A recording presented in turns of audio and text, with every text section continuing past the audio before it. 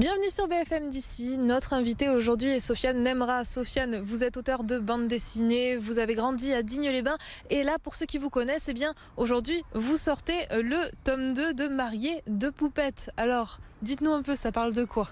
Oui, donc Marié de Poupettes, en fait, c'est un album de dessins humoristiques sur ma vie de famille et voilà, sur les thèmes du quotidien avec les enfants, la vie de couple, la fatigue d'être parent, mais voilà, tout ça sur un ton humoristique. C'est inspirant ? Ah oui, j'arrive à publier au moins un dessin par jour. Et donc c'est vrai que j'ai toujours des thèmes qui me viennent. Et puis ma grande Lina, je vais vous montrer un tout petit peu. Oui. Donc Marié de Poupettes, ça c'est le tome 2 qui sort le 9 mars. Et donc ma grande, voilà, c'est vraiment la star de l'album, quoi. Elle sort toujours, comme disent les jeunes, des punchlines, des expressions toujours rigolotes. Et oui, c'est vrai que j'arrive toujours à avoir un tas d'idées parce que c'est toujours en mouvement, quoi. Ça s'épuise pas. Et comment ça se passe ? Est-ce que lorsqu'il se passe quelque chose au quotidien, vous notez de suite, prenez un bout de papier, un stylo, puis hop, on y va ? Ou est-ce qu'il faut que ça mature un peu ? Exactement ça. Il faut prendre l'idée sur l'instant. Quand ma fille me sort une phrase super rigolote ou quand j'ai une idée, je note tout de suite sur mon téléphone. Je me l'envoie par mail à moi-même. Et voilà, comme ça j'ai l'idée parce que sinon on oublie vite. Combien de temps ça prend pour faire un album comme ça ? Un album comme ça, c'est sur 6 mois. Alors en fait, là, comme je vous ai montré, vous avez le tome 2 et ça c'est le tome 1 qui est sorti en septembre 2021. Donc voilà. Et donc en fait, ce que j'ai voulu faire, c'est partager l'année en deux. Donc le tome 1, vous allez avoir des dessins de janvier jusqu'à juin et le tome 2 de juillet jusqu'à décembre. Donc voilà, on peut dire 6 mois de travail pour réaliser un album. Et vous écrivez, vous dessinez, vous faites aussi la coloration, comment ça se passe ? Oui, alors j'écris toutes les histoires, je dessine. Alors je sais que les plus jeunes maintenant dessinent directement sur tablette, mais moi je suis toujours sur papier. Donc papier, crayon, gomme, encre. Et après je scanne tout et je fais la couleur sur ordinateur. C'est intéressant de pouvoir vous tout faire, parce que bon, c'est pas le cas de tous les auteurs de bande dessinée, hein. Certains font juste le scénario, d'autres dessinent, il y a la couleur qui est encore faite par une tierce personne, ce qui fait un album. Là c'est votre bébé, on peut le dire. Oui, c'est pas évident, c'est sûr, de tout faire, parce que je pense que quand il y a toute une équipe, il y a un coloriste défini ou un scénariste, ça peut être intéressant aussi. Mais c'est vrai que j'ai toujours eu l'habitude de faire tout moi-même. Et donc ça me convient tout à fait comme ça. Après, peut-être j'ai déjà fait un album en collaboration avec un scénariste, c'était en 2014. Mais après, pourquoi pas à l'avenir encore travailler avec quelqu'un d'autre, ça me dérangerait pas aussi. Les réseaux sociaux aujourd'hui, en tant qu'auteur de bande dessinée, c'est important. Vous n'êtes pas le seul à partager quotidiennement des choses. C'est vraiment... C'est quelque chose qui va aller en plus des bandes dessinées ? Ah oui, tout à fait. Oui, je pense que c'est super important pour n'importe quel artiste ou entreprise ou marque. Je veux dire, aujourd'hui, on ne peut pas faire sans.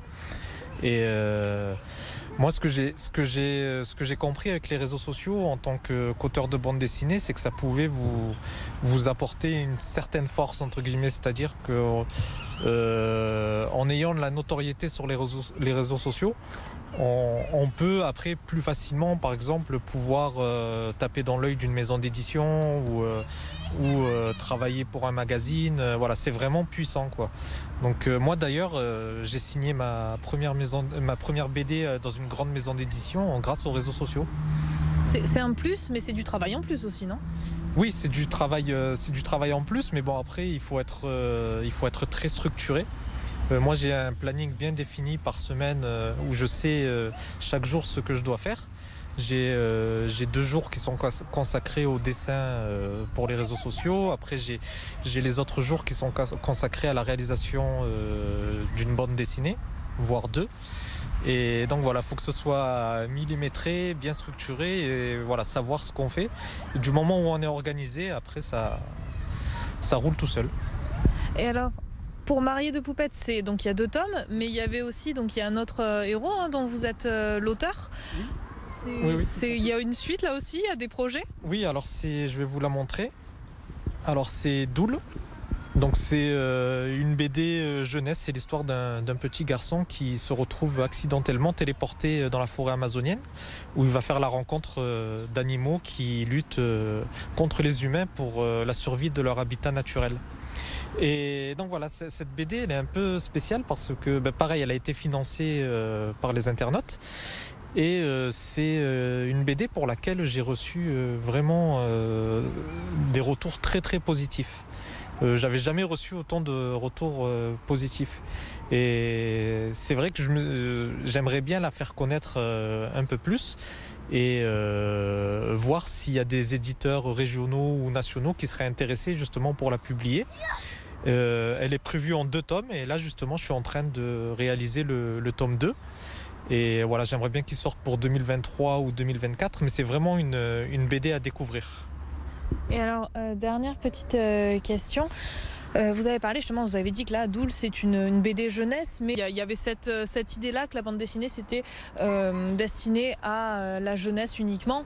On est loin de ça maintenant. Il y a vraiment un public pour tout, justement. Pour le nouveau tome, là, c'est destiné peut-être à un public plus adulte, justement, qui comprend ce que c'est d'avoir des enfants. Ah oui, maintenant, puis il y a énormément de titres qui sortent et puis il y en a pour tout le monde. Il y a de la science-fiction, de l'heroic fantasy, des BD pour adultes, des BD historiques. Moi-même en 2013, lorsque j'avais monté une structure associative en 2009, Synerzo, et en 2013, en collaboration avec la ville de Digne, j'avais justement, là c'était en tant qu'éditeur, j'avais justement édité la BD Digna sur l'histoire de la ville de Digne-les-Bains. Donc voilà, il y a vraiment de tout, quoi.